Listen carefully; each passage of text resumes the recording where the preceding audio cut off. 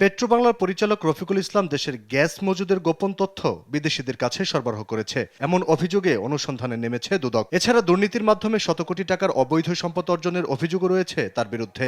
রফিকুল ইসলাম পরিচালক পেট্রোবাংলার বিরুদ্ধে বিভিন্ন দুর্নীতি, অবৈধভাবে গ্যাস সংযোগ, পুনঃসংযোগ ও গ্যাস বিল মওকুফ, নিয়োগ, পদোন্নতি ও ঠিকাদারের বিল প্রদান ও বিদেশিদের দেশের গ্যাস মজুদ সংক্রান্ত তথ্য বিক্রির মাধ্যমে 100 কোটি টাকার অবৈধ সম্পদ অর্জনের অভিযোগে কমিশন কর্তৃক তার বিরুদ্ধে অনুসন্ধানের সিদ্ধান্ত গৃহীত হয়েছে।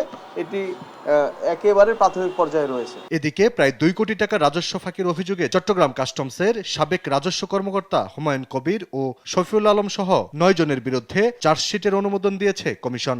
অসৎ উদ্দেশ্যে অন্যায়ভাবে লাভবান হওয়ার অভিপ্রায়ে অপরাধমূলক বিশ্বাসভঙ্গ, প্রতারণা, জালিয়াতি ও অপরাধমূলক অসদাচরণের মাধ্যমে একে অপরের সহযোগিতায় ভুয়া দলিল সৃজন ও ব্যবহার করে অধিক শুল্কযুক্ত পণ্যকে কম শুল্কযুক্ত পণ্য হিসেবে মিথ্যা ঘোষণার মাধ্যমে খালাস দিয়ে সরকারি রাজস্ব বাবদ 94,61,901 টাকা পরিশোধ না করে আত্মসাতের দায়ে দণ্ডবিধির সংশ্লিষ্ট ধারা তৎসহ দুর্নীতি প্রতিরোধ আইন 1947-এর 5-2 ধারায় চার্জশিট দাখিলের সুপারিশ অনুযায়ী কমিশন কর্তৃক বিজ্ঞ আদালতে চার্জশিট দাখিলের অনুমোদন দেওয়া হয়েছে। এছাড়া এনবিআর এর সদস্য সহ বিভিন্ন পর্যায়ের 17 কর্মকর্তার সম্পদের তথ্য যাচাই বাছাই করছে দুদক।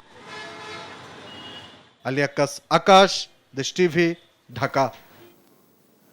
এবার আন্তর্জাতিক প্রসঙ্গ। মরক্কোর আটলান্টিক উপকূলীয় প্রদেশ সাফিতে ভারী বৃষ্টিতে সৃষ্ট আকস্মিক বন্যায় সোমবার প্রাণ গেছে অন্তত 37 জনের। রাজধানীর রাবাত থেকে প্রায় 300 কিলোমিটার দক্ষিণে সাফিতে স্রোতে ভাসিয়ে নেয় অন্তত 70টি বাড়ি ও ব্যবসা প্রতিষ্ঠান। চলছে উদ্ধার অভিযান। মঙ্গলবার দেশ জুড়ে ভারী বৃষ্টিপাতের পূর্বাভাস দিয়েছে আবহাওয়া অধিদপ্তর।